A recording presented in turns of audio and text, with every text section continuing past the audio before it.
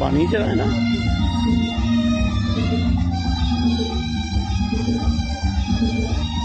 চন্দ্র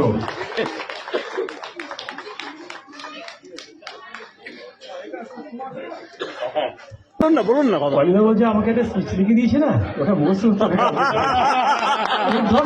ধর্ষ মানে অমিতাভ বচ্চনকে ডায়লগের মধ্যে ঢুকে দিয়েছে ওটা 11 তারিখে দেখতে পাবেন কি ডায়লগ অমিতাভ দিয়েছে আমাকে।